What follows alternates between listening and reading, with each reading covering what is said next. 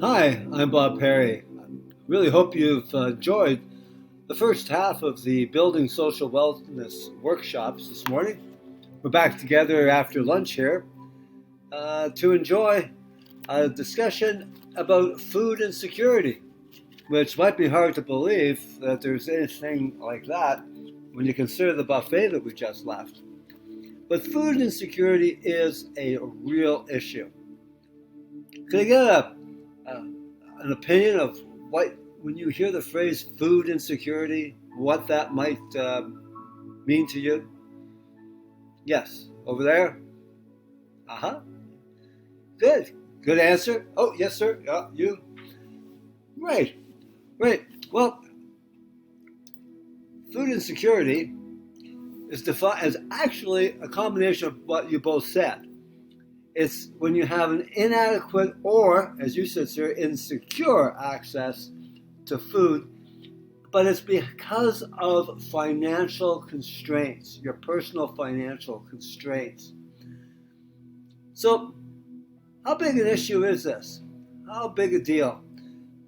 In your community, what do you say? Put your hand up if you think that food security affects 1 in 20 people, 1 in 20 households.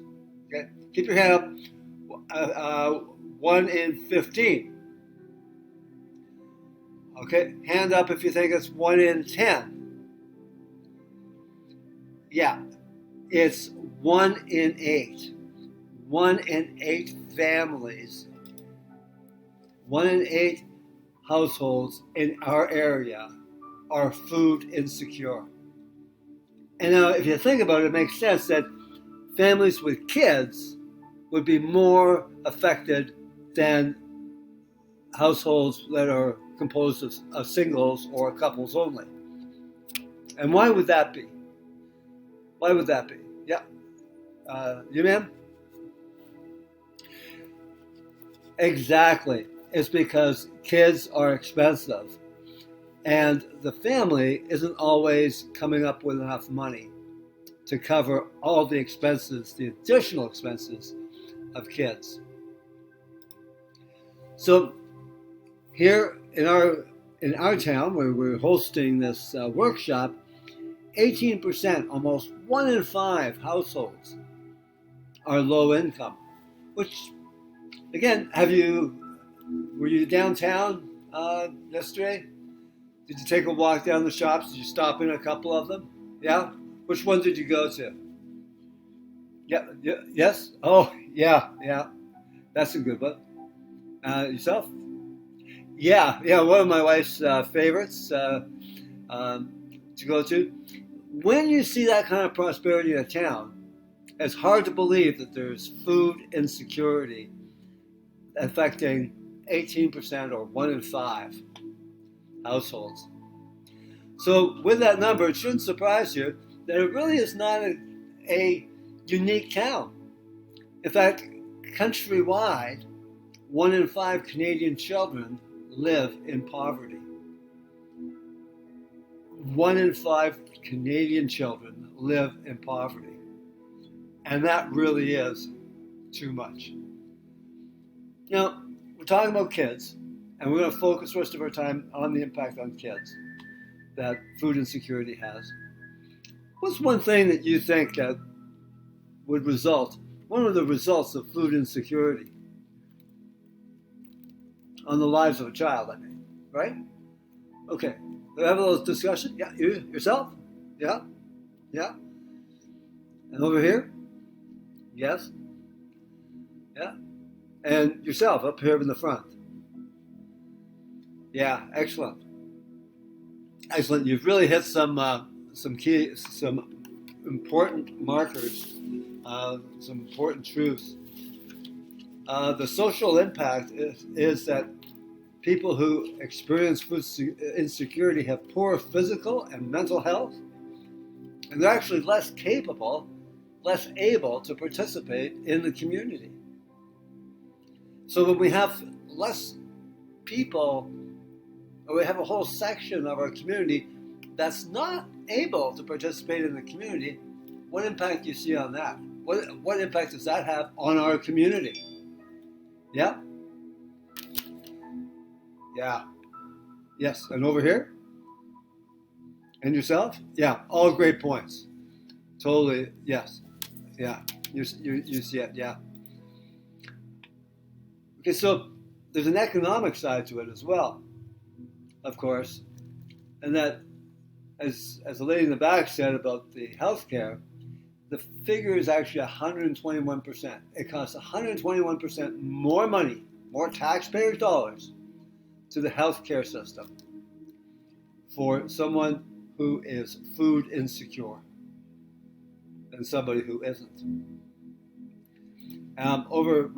Somebody was mentioning the social impact of kids at school and their performance, and that has been documented for the longest time, hasn't it? Here's a fact. When children go to school hungry, their energy, concentration, creativity, and behavior are all affected. School breakfast programs are vital to the health and education of many students in our community. Why is that important to you? That school breakfast programs are vital to the health and education. What does that mean? Yes? Yeah, you've got exactly, because they're not getting fed at home. Now, does that raise any questions? Yeah, that's a big one. Why? Why are we insecure? Why do we have a food insecure households? Well, it's not that people aren't working. Over half of the people that are food insecure are actually in the labor market. They're working. They've got jobs. The problem isn't with the income, it's with the outgo. What's the number one cost for you? What's the thing that your number one bill? What is it that costs you the most month to month? Yes? Yes. You got it in two. With food insecure people, 70% of their money goes to pay for housing. When you add up the other things that they need for living, it leaves only 10% of an at-risk family's income is available for buying food because of high rent. Well, the solution? Well, lower the rent. This is a picture of a housing project that's yet to be finished. This is the artist's rendition of a place on Summer Avenue in Westgate, Toronto.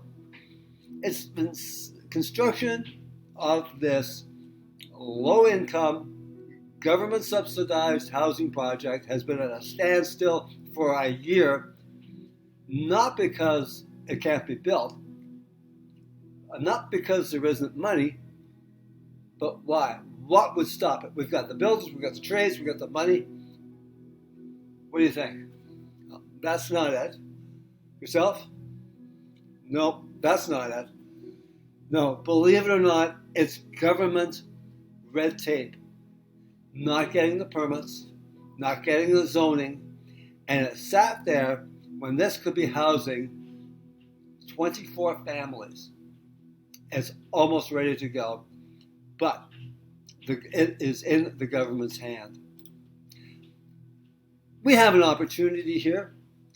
We know that it's the election year coming up. We're starting to see the advertising and the positioning already. What we want you to do is consider voicing your concern about kids not getting their enough food, enough quality food.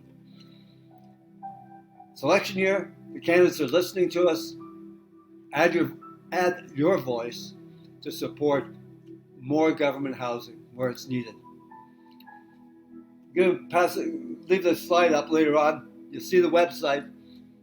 Contact your member of the Legislative Assembly of Ontario or a candidate of your choice who's running this election and let them know that you want to support and that you do support subsidized housing. Thanks for your help with the kids today. Thanks for being here at the seminar. We're going to stop now and take a few questions. Thanks for your participation. Have a good day.